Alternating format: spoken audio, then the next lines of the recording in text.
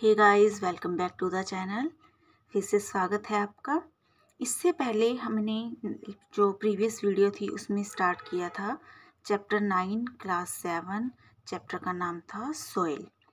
Soil के बारे में हमने बिल्कुल बेसिक सी नॉलेज ली थी, पहेली एंड बूझो पढ़ा था। ठीक है, वो जो दो बच्चे थे वो एक्सप्लोर करते हैं वर्ल्ड को। तो मैंने आपको बताया था कि बच्चों के माध्यम से, बच्चों के मीडियम से बुक और बच्चों को जोड़ने की कोशिश की जाती है ताकि बच्चे अपने आप को इमेजिन कर सकें कि हम कैसे पढ़ते हैं, हम कैसे करते हैं। राइट। ये जो लेक्चर है ये 7th क्लास के बच्चों के साथ साथ जो लोग सीटेट की प्रिपरेशन कर रहे हैं, साइंस की लेवल 2 की, उनके लिए भी है। तो चलिए पढ़ते हैं अगला टॉपिक, जिसका नेम है soil profile. Soil is composed of distinct layers. Soil जो है बहुत सारी लेयर्स से बनी होती है। Perform the following activity to find out how these layers are arranged. ऐसा है, देखिए मैंने पहले भी बताया था, फिर से बता रही हूँ कि जो सीटेट है उसमें लाइन टू लाइन उठा के NCERT की बुक में से क्वेश्चंस दिए होंगे।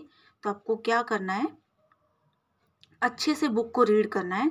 तो मैं चाहती हूँ कि आप मेरे साथ बुक को रीड कर लीजिए ताकि आपको अलग से कुछ ना करना पड़े।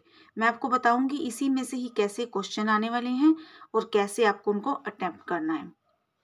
तो चलिए, ये जो टॉपिक मैं करवाने जा रही हूँ इसमें से क्वेश्चन बन सकता है बहुत इजीली सॉइल का।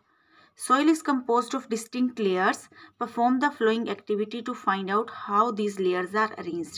इसमें राइटर आपको ये बता रहा है कि सोयल जो है उसके अंदर बहुत सारी लेयर्स होती हैं। ओके, तो उन लेयर्स को स्टडी करना चाहता है। Take a little soil. देखिए एक्टिविटी 9.2 हम स्टडी कर रहे हैं। Take a little soil, break the clumps with your hand to powder it.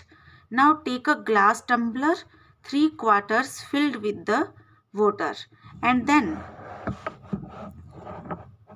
then add a handful of soil to it. Stir it well with a stick to dissolve the soil. Now let it stand undisturbed for some time. Afterwards observe it and answer the following questions. क्या है, आपको बोला गया कि आप soil लीजिए, ठीक है, और उसको ब्रेक द क्लम्प्स। क्लम्प्स क्या होता है, जो गड्ढे से उसके अंदर बने होते हैं, उसको तोड़ दीजिए। ठीक है, उसको पाउडर अच्छे से कर दीजिए ताकि उसके अंदर कुछ हार्ड सब्सटेंसेस ना रहे, मीन्स पाउडर सोइल चाह रहे हो। Now take a glass tumbler. अब एक ग्लास टम्बलर लीजिए, उसमें 3/4 का मतलब समझ गए, 3/4 उसको पानी से भर दीजिए और उसके अंदर एक मुट्ठी सोइल डाल दीजिए और उसको अच्छे से हिलाइए। ठीक है, जिसके बाद उसको आपने छोड़ना है अनडिस्टर्ब, मीन्स उसको बिना छेड़े थोड़ा टाइम रख देना है। तो उसके बाद आप ऑब्जर्व क्या करते हैं वो आपको दिखाया गया है। सबसे नीचे एक लेयर बनेगी जिसे ग्रेवल नेम दिया गया है, उसके ऊपर होगी सैंड, उसके ऊपर क्ले, उसके ऊपर वाटर और सबसे ऊपर छोटे छोटे पत्ते तैरते हुए दिखाए गए हैं जिसे बोला गया है ह्यूमस। चलिए अब देखते हैं क्या बताना चाहता है इस एक्टिविटी के through. Do you see layers of the particles of different size in the glass tumbler. क्या आप ऑब्जर्व कर सकते हैं, देख सकते हैं लेयर्स ऑफ, लेयर्स किसकी, पार्टिकल्स ऑफ डिफरेंट साइज। ये जो लेयर्स हैं ये किसकी होगी, डिफरेंट साइज के पार्टिकल्स की। अलग अलग साइज के जो पार्टिकल होंगे वो अलग हो गए हैं। Okay, in the glass tumbler draw diagram showing this layers. ये भी एक डायग्राम है, एक डायग्राम आगे आ जाएगा नेक्स्ट पेज और next to next. Are there some dead rotting leaves और animals remain floating on water. वो क्या कह रहे हैं कि जो सम डेड मीन्स सूखे पत्ते, रोटिंग सूखे और सड़े हुए पत्ते जो हैं मरे हुए, वो तैर रहे हैं, या छोटे छोटे एनिमल्स कीड़े, okay, remain floating on the water, जो कि पानी पर तैरते रह जाते हैं। ये क्या कह रहा है, the rotting dead matter in the soil is called humus. तो सीटेट के लिए बेसिकली आपको ये बात याद रखनी है कि जो रोटिंग मतलब गला सड़ा और डेड मृत, मैटर जो अब इनको मैटर बोल दिया गया है, ठीक है, तो उसको क्या कहेंगे हम, humus. You probably know that the soil is formed by breaking down of rocks by the action of wind, water and climate. This process is called weathering. तो इसमें आपको बताया जा रहा है कि soil बनती कैसी है. ये SST में भी आता है, साइंस में भी आता है कि सोयल बनती है ब्रेकिंग डाउन ऑफ रॉक्स से, यानी कि जो चट्टानें हैं उनके टूट जाने से सोयल बनती है. अब वो चट्टानें टूटती कैसे हैं? कोई उनको स्पेशल जाके तोड़ता थोड़ी है कि मिट्टी बनानी है मुझे, नो. नेचुरली वो टूटती हैं by the action of wind means हवा, वाटर मीन्स पानी, क्लाइमेट मीन्स मौसम. जैसे कभी ठंड हो रही है, कभी गर्मी हो रही है, और इस पूरी प्रोसेस को कहा जाता है weathering. Okay, so soil is formed by breaking down of rocks by the action of wind, water and climate. This process is called weathering. ये भी आपको याद रखना है, ठीक है. पेपर में ऐसे क्वेश्चंस या क्वेश्चन का कोई एक पार्ट, कोई एक ऑप्शन इन चीज़ों से बना हो सकता है. The nature of any soil depends upon the rock from which it has been formed and the type of vegetation that grows in it. अब किसी भी सोयल का नेचर किस बात पे डिपेंड करता है? इस बात पे डिपेंड करता है कि वो कैसी चट्टान से, कैसी रॉक से बनी है, ठीक है, और कैसी वेजिटेशन उसके अंदर, कैसे पेड़ पौधे उसके अंदर ग्रो कर रहे हैं. अब आगे क्या कह रहा है? A vertical section, I hope ये आपको दिख रहा हो. A vertical section through different layers of the soil is called soil profile. क्या कह रहा है कि एक वर्टिकल सेक्शन, जैसे कि यहाँ इसमें ग्लास में दिखा रखा है, ठीक है, जो कि ये शो कर रहा हो डिफरेंट लेयर्स ऑफ सॉइल, उसको बोलते हैं soil profile. Each layer differs in the feel means texture. वो कहता है कि हर लेयर डिफरेंट होती है. कैसे डिफरेंट होती है? फील में, टेक्सचर में, कलर में, डेप्थ में, केमिकल कंपोजिशन में, ठीक है. These layers are refer to as horizons. और ईच लेयर, हर लेयर को हम क्या कहते हैं? एक होरिजन कहते हैं. ओके, देखिए यहाँ पे डायग्राम में क्लियरली दिखाया हुआ है. A horizon top most, B horizon, उसके बाद सी होरिजन, और उसके बाद है बेड रॉक. चलिए इसके बारे में पूरा डिटेल में यहाँ दिया हुआ है, उसको पढ़ते हैं. अगर आपके पास NCERT की बुक नहीं है तो प्लीज़ इसको ख़रीद लीजिए मार्केट से, बहुत सस्ती आती है. अगर फिर भी प्रॉब्लम है तो पुरानी ले लीजिए. देखिए मैं बताती हूँ, यहाँ से काफ़ी साल पहले मैंने ख़रीदी थी पढ़ने के लिए. तो ये कितना प्राइस है इसका? 50 रुपीज़. तो आज मैक्सिमम 60-70 की होगी, तो आप इसको बहुत आसानी से ख़रीद सकते हैं. पर आपका फ़ायदा बहुत होने वाला है छोटी सी बुक से. We usually see the top surface of the soil, not the layers below it. जैसे कि कोई भी चीज़ है हमें उसका टॉप सरफेस दिखाई देता है, राइट.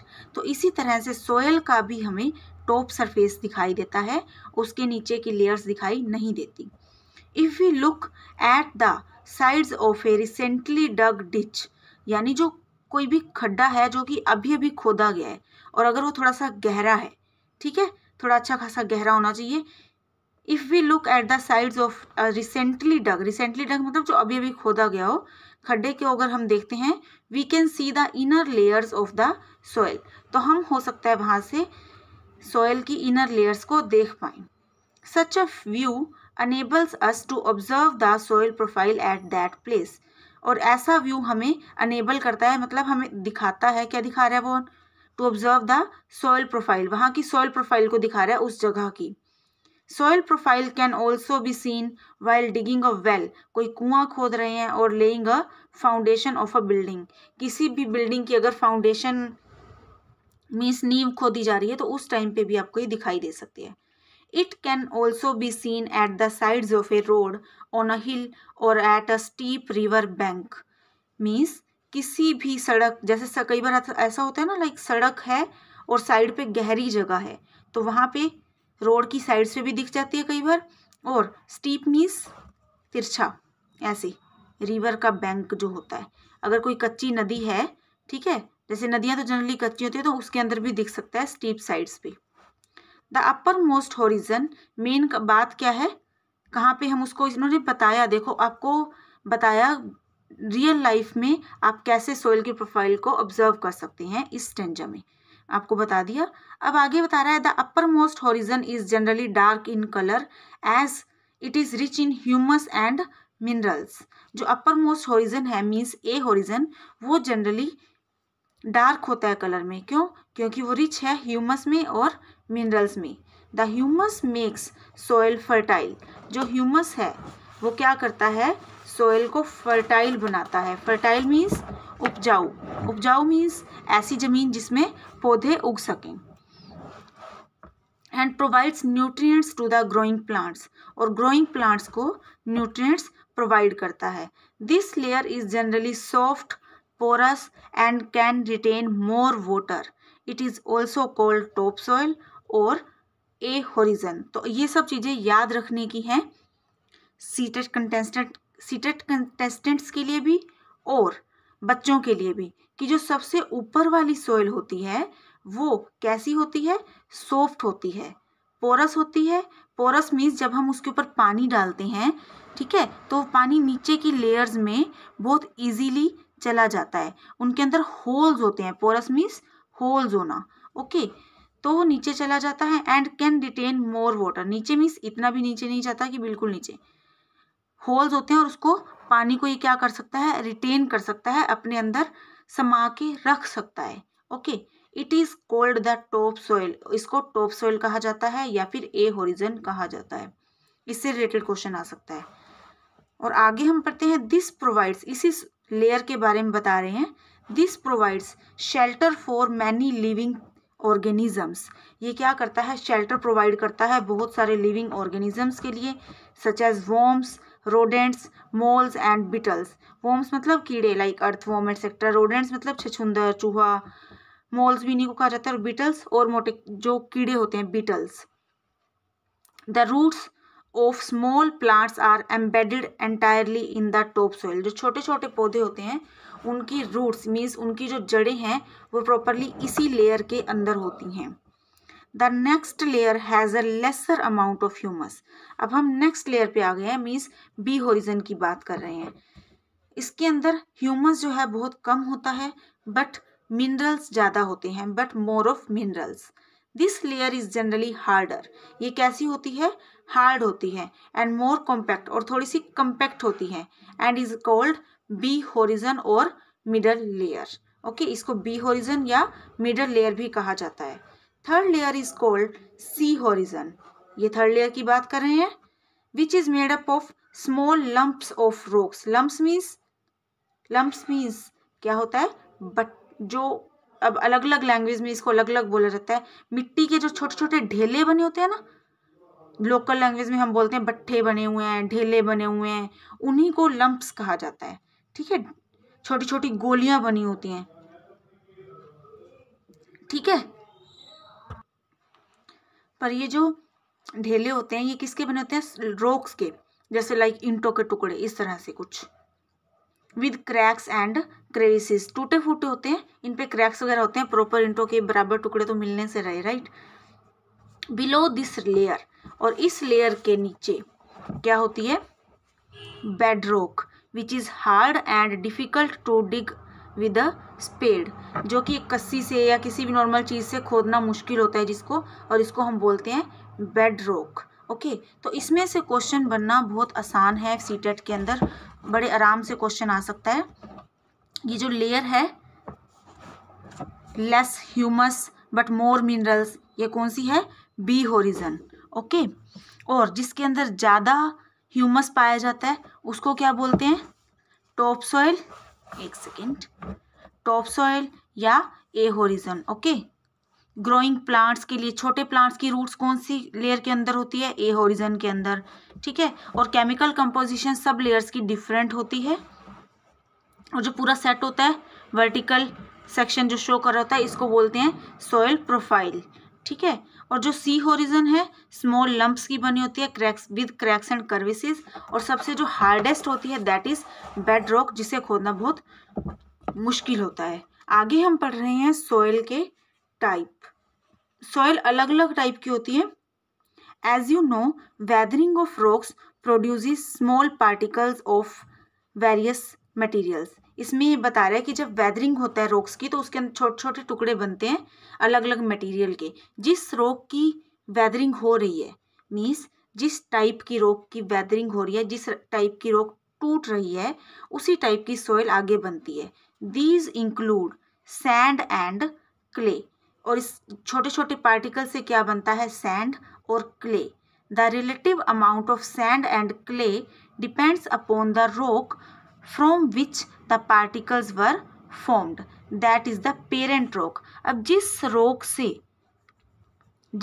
से soil बनती है उस rock को उसकी क्या कहा जाता है? parent rock। The mixture of rock particles and humus is called soil। Living organisms such as bacteria, plant roots and earthworms are also important parts of any soil। जो लिविंग ऑर्गेनिजम्स है जैसे कि bacteria, plant roots and earthworm, ये भी important part हैं soil का। तो ये बात आपको पता होनी चाहिए, याद रहनी चाहिए कि living organisms such as bacteria, plant roots and earthworms are also important parts of the soil. और जो मिक्सचर है रॉक पार्टिकल्स और ह्यूमस का, उसको क्या कहा जाता है? Soil. The soil is classified on the basis of proportion of particles. अब आगे बढ़ रहे हैं इसको कि सॉइल को क्लासिफाई कैसे किया जाता है। सैंडी सॉइल है, क्लेई सॉइल है, लोमी सॉइल है, ये आपको बताने की कोशिश की जा रही है। Soil is classified on the basis of proportion. Proportion means हिस्सा, कौन से पार्टिकल किस अमाउंट में, कितने हिस्से में, लाइक 2/3, 1/3, हाफ, ज़्यादा कम, कितने प्रपोर्शन में प्रेजेंट हैं, ठीक है, उसको कहा जाता है, उसी के बेसिस पे एक्चुअली सॉइल को क्लासिफाई किया जाता है। If soil contains greater proportion of big particles, अगर बड़े बड़े पार्टिकल्स जो ढेले हैं एटसेट्रा या फिर रॉक के पार्टिकल्स हैं, अगर बड़े पार्टिकल्स ज़्यादा हों तो उसे सैंडी सॉइल कहा जाता है। ठीक है, जैसे कि आपने सैंड देखी होगी, राइट। अगर हम चले जाएं कहीं, कहीं जाने की जरूरत क्या है, आपके आसपास जब घर बनता होगा तो अपने सैंड के पार्टिकल्स को कभी हाथ में लेकर देखा होगा कि सैंड के पार्टिकल्स कितने बड़े बड़े हैं। इसी तरह से जो सैंडी सॉइल होती है उसके पार्टिकल्स भी काफ़ी बड़े बड़े होते हैं। ठीक है, if the proportion of fine particles is relatively higher then it is called clay soil। अगर बारीक पार्टिकल्स ज़्यादा हैं, बहुत बारीक हैं पार्टिकल्स, तो उसे क्या कहा जाता है? clay soil। if amount of large and fine particles is about same, अगर दोनों लगभग लार्ज और फाइन सेम अमाउंट में प्रेजेंट हैं तो वो जो सोइल है उसे कहते हैं loamy soil.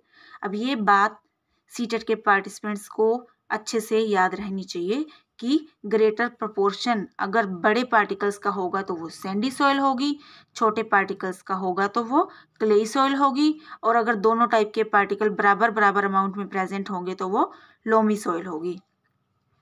The soil can be classified as sandy, clayey and loamy. 3 types की सॉइल की बात की गई है, सैंडी, क्लेई एंड लोमी। जो सैंडी सॉइल है, इन दैट सॉइल जो पार्टिकल्स हैं वो बिग साइज के होंगे, और जो क्लेई सॉइल है उसके अंदर स्मॉल साइज फाइन पार्टिकल्स, और जो लोमी है उसके अंदर दोनों साइज के पार्टिकल होंगे लगभग सेम अमाउंट में। ओके, चलिए बढ़ते हैं आगे।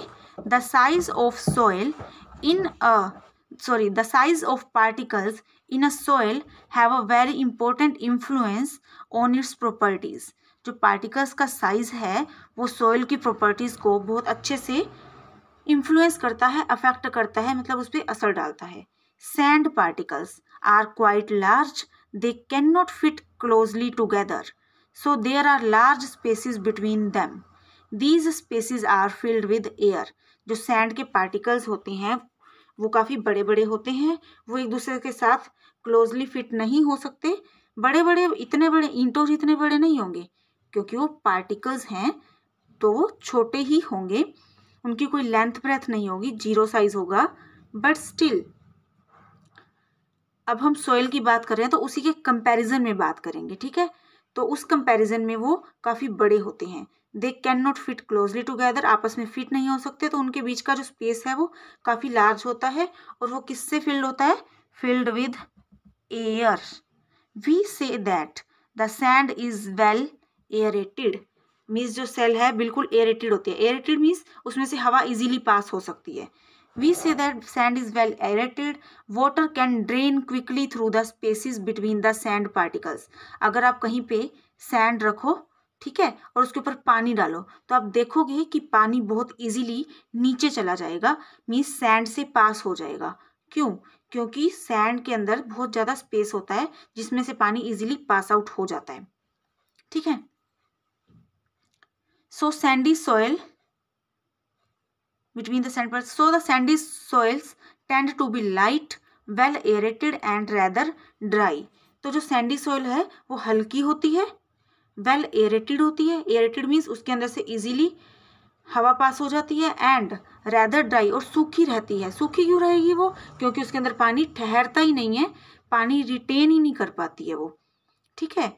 तो अक्सर अगर आप हरियाणा वाली साइड रहते हैं या राजस्थान वाली साइड रहते हैं या किसी सैंडी एरिया में रहते हैं, तो आपने इजीली देखा होगा जब तूफान आता है तो सैंडी सॉइल उड़कर बहुत इजीली, वहाँ पे राजस्थान एरिया में तूफान आते रहते हैं, बहुत इजीली वो सैंड सॉइल उड़कर एक जगह से दूसरी जगह चली जाती है, क्योंकि वो बहुत ज़्यादा क्या होती है, हल्की होती है। ओके, चलिए आगे बढ़ते हैं। Clay particles being much smaller pack tightly together.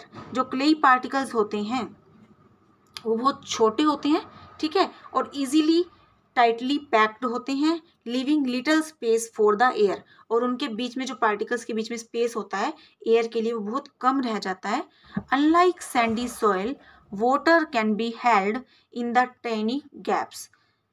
जो टाइनी यानी छोटे छोटे गैप्स हैं उनके अंदर पानी रिटेन कर जाता है, हेल्ड कर जाता है, रुक जाता है between the particles of clay, clay के पार्टिकल्स के बीच में। ये सब बातें आपको सिर्फ पढ़नी नहीं है, याद भी रखनी है। मेरे साथ पढ़ने के बाद अगर आप एक रीडिंग लेंगे तो बहुत इजी हो जाएगा।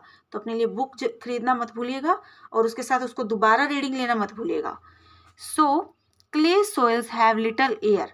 इन सॉइल्स के अंदर क्या होता है, हवा बहुत कम अमाउंट में प्रेजेंट होती है, but they are heavy as they hold more water than the sandy soils. बहुत हैवी होती हैं वो क्योंकि वो ज़्यादा पानी को होल्ड करके रखती हैं as compare to sandy soil, ठीक है, more water than the sandy soil. The best top soil for growing plants is loam. अब बेस्ट टॉप सॉइल, ये बात याद रखने की है। बेस्ट टॉप सॉइल कौन सी है? Loam, loamy soil. एक मिक्सचर है sand, clay and other type of soil particles का, known as silt. Silt occurs as a deposit in the river beds. Size of silt particles is between those of sand and clay. जो अब आगे silt particles एक नए type के, पहले हमने दो ही पढ़े थे, सैंड एंड क्ले, ठीक है। अब सिल्ट पार्टिकल्स भी प्रेजेंट होते हैं लोमी सॉइल के अंदर। ये कहाँ मिलते हैं? अक्सर नदियों में का जो रिवर बेड होता है, लाइक नदी बह रही है तो उसके अंदर भी तो मिट्टी होती है ना, तो वो जो मिट्टी है उसके अंदर सिल्ट प्रेजेंट होता है, ठीक है। Sand and clay, the loamy soil also has humus in it. और इसके अंदर ह्यूमस भी होता है काफ़ी अच्छे अमाउंट में। It has right water holding capacity for growth of plants. अब इसके अंदर ना तो पानी कम ठहरता है ना ज़्यादा ठहरता है, इसके अंदर पानी एक लिमिट में, मीन्स जैसा कि प्लांट्स के लिए इम्पोर्टेंट है बिल्कुल उतना ही ठहरता है। कल के लिए आपका होमवर्क है 9.3 जो एक्टिविटी है NCERT की बुक में, वो रीड करके आइएगा। उस जाने से पहले हम एक बार पढ़ लेते हैं बूझो का question. I want to know what kind of soil should be used for making matkas and surahis. वो ये जानना चाहता है कि मटके और सुराही बनाने के लिए कौन से टाइप की सॉइल यूज़ करनी चाहिए। See, curiosity is being created. Okay, आप भी मुझे इसका आंसर बताइएगा कमेंट बॉक्स में, और अगले वीडियो में तो मैं बता ही दूंगी। और इसके साथ जो एक्टिविटी 9.3 है ये आपका होमवर्क है, इसको स्टडी करके आइएगा। Okay, thank you so much for watching the video and please do not forget to like, share and subscribe. और अगर आप मेरे वीडियोज़ पूरे देखते रहते हैं तो ये मेरी गारंटी है कि आपका सीटेट का पेपर जरूर क्लियर होगा। 60 में से मैं मैथ्स भी करवाऊंगी आपको, तो 60 में से 50+ मार्क्स आना बहुत आसान है सीटेट में। तो please do like, share and subscribe. Thank you so much for watching. Thank you.